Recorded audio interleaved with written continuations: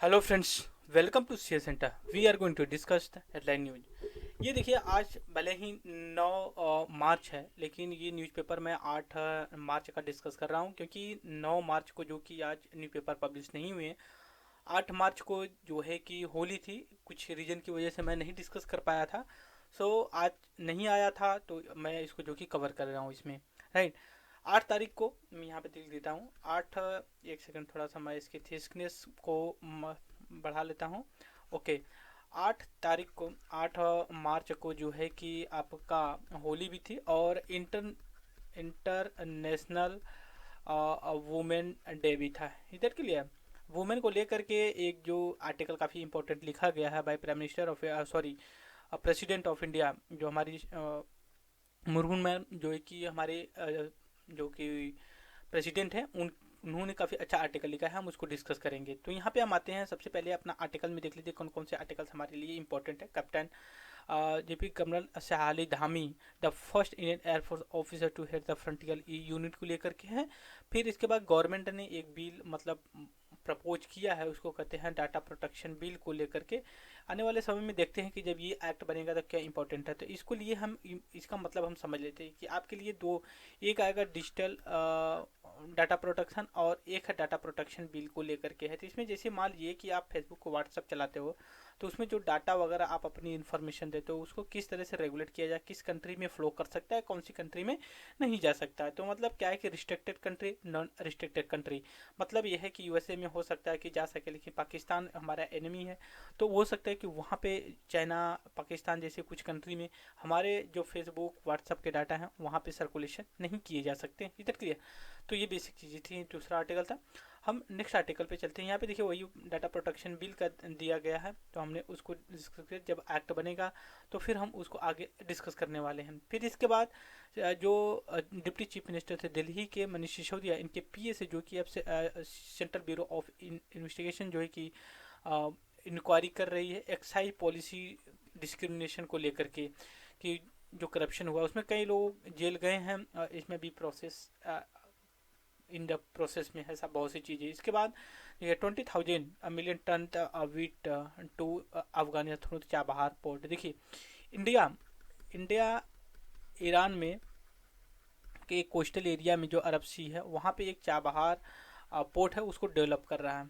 बीच में कुछ इशू आ गए थे, वो जो कि ईरान वहाँ से अपने आप को कहा कि नहीं, आप इंडिया नहीं डेवलप करेगा, हम खुद से करेंगे। बट अब चीज़ें लग रही कि प्रॉपर काम कर रही हैं।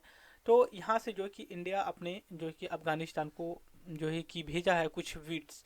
तो यहाँ पर आपके दिमाग में आएगा वैसे क्यों जो कि गया, हमारे लैंड रूट से क्यों है। क्योंकि देखिए, भले ही हम ऑफिशियली ऑफिशियली ये कहते हैं कि हमारा इंटरनेशनल बॉर्डर चाइना अफगानिस्तान के लगता है, बस अगर प्रैक्टिकल आप देखें तो अफगानिस्तान के इंडिया का बॉर्डर नहीं लगता, कि जो कि पीओके का पास है, पाकिस्तान ऑक्यूपाई कश्मीर, ये जो कि पाकिस्तान के पास। That's why not possible to contact connect India physically with Afghanistan. So हम इंडिया के रूट से, हम जैसे मैप अगर बनाना चाहें, थोड़ा सा यहाँ पे मैप बना लेता हूँ। अभी एक सेकंड में मैप बनाऊंगा, उसमें कई कई कंट्री का मैप बनाना पड़ेगा। यहाँ पे हम सबसे पहले तो आपका ये एशिया कंट्री, ये जो कि अफ्रीका का बना रहा हूँ। फिर ये जो कि आपका एक जो कि गल्फ कंट्री है, ईरान सूरान। फिर ये आपका जो है कि पर्शियन गल्फ पड़ जाता है। फिर ये यहाँ पे ये इंडिया का पड़ जाता है। ठीक है। तो इंडिया यहाँ से भेजता है, तो यहाँ पे ईरान का एरिया है, फिर इसके थ्रू जो कि अफगानिस्तान यहाँ पे पड़ जाता है, भेजता है। और ये जो चाबहार है, चाबहार पोर्ट है, ये अब जो कि हम जो कि डेवलप कर रहे हैं, अब डेवलप किए हैं ईरान में। और इसी के काउंटर पार्ट में ग्वादर, ग्वादर एक पोर्ट है जो पाकिस्तान में पड़ता है। ठीक है। पाकिस्तान में ये ग्वादर वो पोर्ट जो है कि चाइना के थ्रू जो है कि इसको डेवलप किया जा रहा है। तो इसके काउंटर में जो कि काउंटर में नहीं कर सकते, इंडिया के पास एक्सेस तो नहीं है, तो कोई अल्टरनेटिव निकालेगा। और वैसे अफगानिस्तान से होते हुए सेंट्रल एशिया में इंडिया जा सकता है, रूस में जा सकता है, और उसमें नॉर्थ साउथ कॉरिडोर जो बनता है, वो जो कि काफ़ी अच्छा इंपॉर्टेंट प्ले करता है। ये देखिए, ये जो कि NACC मतलब नेशनल असेसमेंट एक्सेलरेटर काउंसिल है, इसको लेकर के अभी इसका जो है कि इशू चल रहा है। लेकिन आज एक काफ़ी इंपॉर्टेंट आर्टिकल आया है, हम उसको डिस्कस करेंगे। NAAC नेशनल एक्सेलरेटेड जो काउंसिल है, असेसमेंट एक्सेलरेशन काउंसिल है, इसका जो कि प्रोविजन क्या है, कब इस्टेब्लिशमेंट किया गया, कैसे काम करता है। तो आगे ये काफ़ी अच्छा इंडियन एक्सप्रेस में आज के आर्टिकल्स में आया हुआ है। अभी देखिए क्या हुआ है कि सियाचिन में सूडान अभी क्या है कि हमारी जो आर्मी है, देखिए हमारी दो फोर्सेस होती हैं, फोर्स हैं सेंट्रल लेवल पे। एक है आर्म आर्म फोर्स है, और एक पारा मिलिट्री फोर्स है। पारा मिलिट्री में जैसे सीपीएफ है, सीआरपीएफ है, आईसीएसएफ है, ठीक है, सीएसएफ है, फिर उसके आईटीबीपी है, एसएसबी है, बीएसएफ है, ये सारी चीज़ें आती है। और ये जो कि मिनिस्ट्री ऑफ होम अफेयर के अंतर्गत आता है। जो आर्म फोर्स होती है इसमें तीन फोर्सेस हैं। इंडियन एयर फोर्स है, फिर इंडियन नेवी है, एंड इंडियन आर्मी है जो लैंड पे करती है। तो इसमें वुमेन्स का रोल काफ़ी बढ़ गया है। और ये जो हमारी इंडियन आर्मी है, इनका जो ऑपरेशन यूनाइटेड सिक्योरिटी काउंसिल की जो पीस कीपिंग फोर्स होती है ना, उसमें भी जो है कि ये वर्क करती हैं। तो अभी लेटेस्ट इन सूडान में इंडियन एयरफोर्स की जो वुमेन बटालियन है, वो जो है कि ऑपरेशन चला रही है। यहाँ पे आप देख सकते हो सूडान, ये जो कैंप लगा। और ये सियाचिन में भी अब इनकी पोस्टिंग हो रही। जो वुमेन्स है, हमेशा एक एक्सक्यूज दिया जाता है कि जो वुमेन्स होती हैं वो मतलब उस हिसाब से नहीं काम कर पाती हैं जिस हिसाब से जो कि मेन करते हैं। फिर एक आर्टिकल है इंडिया, ये इंडि ये इंडिया और ऑस्ट्रेलिया ऑस्ट्रेलिया के लेकर के इशू है। इशू क्या है, अभी देखिए जो कि जो ऑस्ट्रेलिया के जो प्राइम मिनिस्टर हैं, ठीक है, और तो उनका अभी विजिट हुआ है, ठीक है। तो उसके कॉन्टेक्स्ट में ये आर्टिकल लिखा गया। ये ऑस्ट्रेलिया के हैं और एक इंडिया के, जो कि दोनों काफ़ी इंटेलेक्चुअल आर्ट स्कॉलर्स है, इन्होंने अपना लिखा है। तो इसमें बात ये आ रही है ना कि 1986 में राजीव गांधी जब प्राइम मिनिस्टर थे तब उन्होंने विजिट किया था, एक प्राइम मिनिस्टर विजिट हुई थी। उसके बाद 2014 में prime minister at present time Modi जो है उन्होंने विजिट किया था, ठीक है। उसके बाद 2012 में भी जो है कि एक बार ऑस्ट्रेलिया के प्राइम मिनिस्टर ने विजिट किया था। काफ़ी लंबे लंबे समय के बाद जो है कि ये विजिट यहाँ पे हो रही है। तो देखिए जब कोई स्टेट का जो हेड होता है अगर वो विजिट करता है कहीं पे ना, तो उसका बड़ा ही अच्छा इन्फ्लुएंस पड़ता है और रिलेशन बढ़ता है। तो इंडिया एंड ऑस्ट्रेलिया के बारे में अगर बात किया जाए तो ये देखिए ना, डिफेंस और इकोनॉमिक के सेक्टर में काम कर सकते हैं। और इंडिया और ऑस्ट्रेलिया के बीच में काफ़ी एक इकोनॉमिक कॉम्प्रहेंसिव अग्रीमेंट हुआ। देखिए इकोनॉमिक कोऑपरेशन ट्रेड अग्रीमेंट हुआ है और डिफरेंट डिफरेंट सेक्टर में करने के लिए। इसके बाद जो क्वाड एक चार ग्रुप का एक कंट्री का एक ग्रुप है, उसमें ऑस्ट्रेलिया प्लस इंडिया भी है। इसके बाद चाइना यूएसए है और जो कि जापान है, ये चार कंट्री का इसमें है। तो इसमें देखिए कि जो इशू मतलब है इंडिया और ऑस्ट्रेलिया के बीच में, मतलब इनका कोऑपरेशन करना इंडो पैसिफिक रीजन में काफ़ी अच्छा है। इसके साथ आप इंडिया का जो नेबर कंट्री है काफ़ी अग्रेशन रोल दिखाता है चाइना। इसको भी काउंटर करने के लिए हम जो कि ऑस्ट्रेलिया का हेल्प ले सकते हैं। उसके बाद जो इंडो पैसिफिक रीजन में छोटे छोटे आइलैंड हैं, उनसे भी हम कोऑपरेट करके ऑस्ट्रेलिया के साथ जो कि अच्छा जो कि कर सकते हैं। और इकोनॉमिक पॉइंट ऑफ व्यू से भी आके अपेक्षी अच्छा जो कि रोल प्ले कर सकते हैं। इसमें आसियान भी कंट्री आता है, जो south east Asian economic corridor इकोनॉमिनेशन है, उनके साथ ये कर सकते हैं। ये काफ़ी इंपॉर्टेंट इशू था। फिर इसके बाद 5G जनरेशन, जो कि देखिए अभी हम 1G 2G 3G 4G से अब जो कि 5G में आ गए हैं। अभी 6G में जो है कि वर्क चल रहे हैं। और इंडिया में अभी पूरे कंट्री में जो है कि 5G का इम्प्लीमेंटेशन नहीं हुआ है, कुछ कंट्री में हुआ है। तो हमारे दिमाग में आना चाहिए कि इनमें डिफरेंसेस क्या क्या होते हैं। देखिए जो वॉइस होती है, वीडियो कॉलिंग होती है, इंटरनेट स्पीड होती है। जो 4G 5G में अंतर है ना, वो कुछ ज़्यादा है नहीं, बस नेट स्पीड जो होती है ना, उसके कॉन्टेक्स्ट में जो है कि ये काम करता है। और ये जो कि इसको है, तो इसमें ये कहा जा रहा है कि देखिए जो हमारे artificial intelligence, internet of the things वगैरह, मतलब जो नए टेक्नोलॉजी डेवलप हो रहे हैं, उनको ये का हाई स्पीड स्पीड नेट का ज़रूरत होती है, तभी ये प्रॉपर तरीके से फंक्शनिंग कर सकते हैं। तो ये जो स्कॉलर्स हैं, ये आईपीएस ऑफिसर्स हैं, अंडमान निकोबार जो नॉर्थ ईस्ट इंडिया के कॉरिडोर पर कार्टर पड़ता है उनके। इनका ये जो कॉन्सर्न्स है कि मतलब कि कैसे काम करेगा कैसे नहीं करेगा, इनका सिक्योरिटी को लेकर के है। कि जितना देखिए इंटरनेट थिंग्स, आर्टिफिशियल इंटेलिजेंस, इनका सिक्योरिटी को लेकर के जितना यूजफुल है उतना ही खतरा है। तो इस वजह से, क्योंकि कई बार होता क्या है कि हुआ भी है, जो हमारे मतलब हाई प्रोफाइल जो एजेंसीज़ हैं, स्पेशली अगर मैं बात करूं, कई बार जो हमारी सिक्योरिटी एजेंसीज हैं या फिर न्यूक्लियर पावर प्लांट है, वहाँ पे मालवेयर, साइबर अटैक जैसी चीज़ें हुई हैं, तो उसको ध्यान में रख करके काम करना चाहिए। ये मुर्मू मैन, द्रौपदी मुर्मू मैन हमारे प्रेसिडेंट हैं, इन्होंने वुमेन पे लेकर के आर्टिकल लिखा है। हम इसका लॉन्ग इन शॉर्ट में अगर मैं बात करने की कोशिश करूँगा इनके एम्पावरमेंट को, ये मतलब हिस्ट्री को भी इंक्लूड करती हैं और प्रेजेंट टाइम को भी और पास्ट को। ये कहती हैं कि आने वाले समय में जब इंडिया 2047 में जब 100 ईयर ऑफ द इंडिपेंडेंस का सेलिब्रेट कर लेगा, तो उसके कॉन्टेक्स्ट में ये बात कर रही हैं। तो इसमें ये कह रहे हैं कि वुमेन पहले भी अच्छी थी, अभी भी इनका है रिप्रेजेंटेड, बट जितना होना चाहिए उतना नहीं होना चाहिए। जेंडर बाय डिस्क्रिमिनेशन होता है, उनको नहीं होना चाहिए। वुमेन्स मोस्टली वही मतलब डिस्क्रिमिनेट होते हैं, वो अपने आसपास के लोगों के साथ ही होते हैं, जैसे फैमिली हो जाती है। इसके बाद आप देख सकते हो जो इनका वर्क प्लेस होता है वहाँ पे भी होता है इनका डिस्क्रिमिनेशन।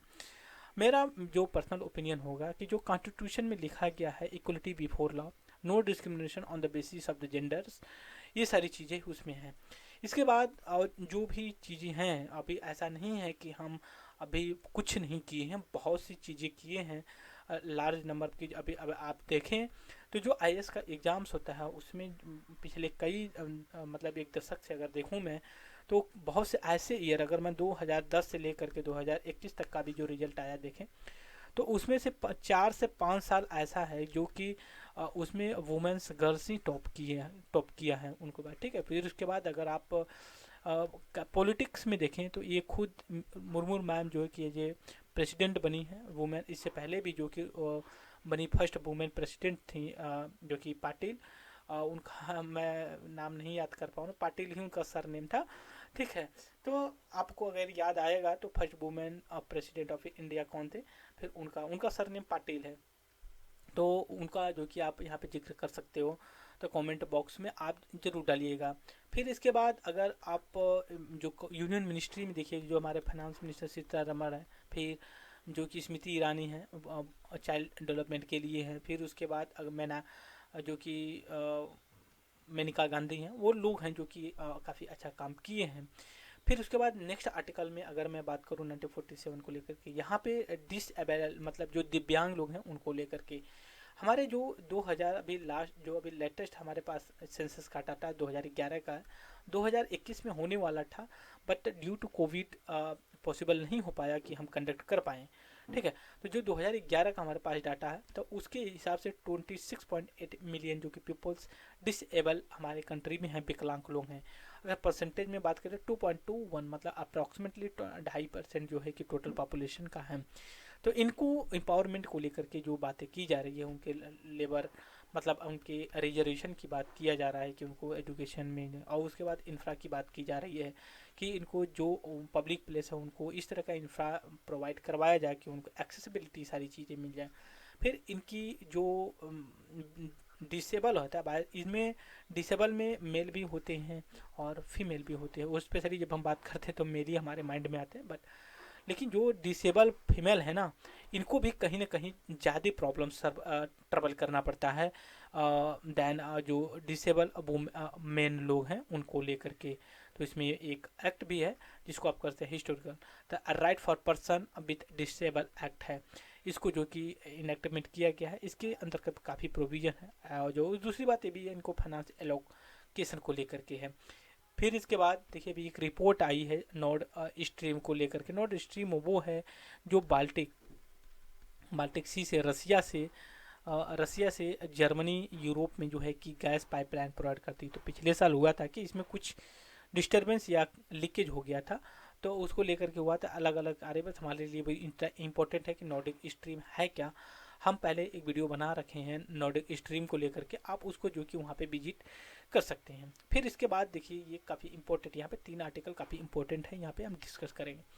भांग भांग आप जब हमारे दिमाग में आता है तो महादेव भोलेनाथ का ही नाम आता है। दूसरी बात, भांग हम अपने इंडियन कल्चर में जो हिंदू पर्व है उसमें महाशिवरात्रि जब होती है तब और होली पे भांग को यूज करते हैं। भांग की कहानी और जो मिथ है वो मैं आपको बता रहा हूँ, यहाँ पे जो मेंशन किया गया है।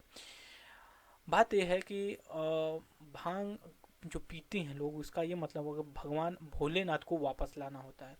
इसमें यह है कि एक बार ऐसी कहानी होती कि मिथ है कि लॉर्ड शिवा जो है कि एकदम डीप मेडिटेशन में चले जाते हैं, और उसके जब पार्वती जो कि शिव एमलमोशन सती के लिए जाती हैं, तो उनको जगाने के लिए जो कामदेव भगवान होते हैं, कामदेव अपने बाण में जो है कि थोड़ा सा भांग का लेप लगा करके मारते हैं, और शिव को लगता है। फिर उसके बाद जो कि शिव डीप मेडिटेशन से वापस आते हैं। तो इसका मतलब होता है जो लोग पीते हैं ना, वो भगवान शिव को वापस बुलाते हैं कि भगवान शिव जो कि वापस आए। फिर इसके बाद अगर मैं भांग की बात करूँ लीगलिटी को लेकर के ना, आप कल्टीवेट नहीं कर सकते। ये जो है कि under narco drugs and physiotherapy substance act 1985 के अंतर्गत रिस्ट्रिक्टेड है। ये आप कल्टीवेट नहीं कर सकते भांग को, बट अगर ये नेचुरली ग्रो कर रहा है ना, तो आप इसको कर सकते हो।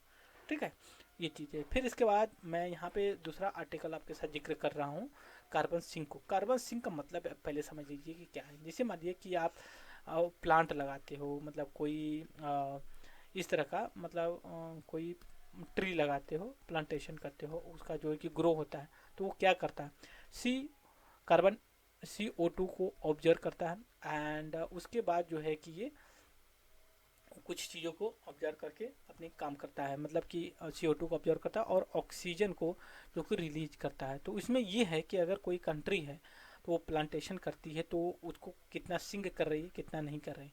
अभी इशू क्या है, इशू ये है कि गवर्नमेंट ऑफ इंडिया ने ना, मतलब प्रोवी अपना स्टेटमेंट दिया है इस पे लेकर के कि हम कितना करेंगे कितना नहीं करेंगे। लेकिन कंट्रोवर्सी ये आ रही है कि आप जो कार्बन सिंक की बात कर रहे हो, आप ऐसे होता है कि हम 25% रिड्यूस करेंगे बाई 2023 तक, ठीक है, 2030 तक, ठीक है। तो 25% कम करेंगे, तो इसका एक बेस ईयर भी होना चाहिए ना। तो बेस ईयर इसमें नहीं क्लियर किया गया है इंडिया को, मतलब लेकर के। तो इसमें बड़ी कंट्रोवर्सी आई हुई है, हम देखते हैं फिर आगे क्या आता है। फिर इसके बाद claim irregularity in how NCC work.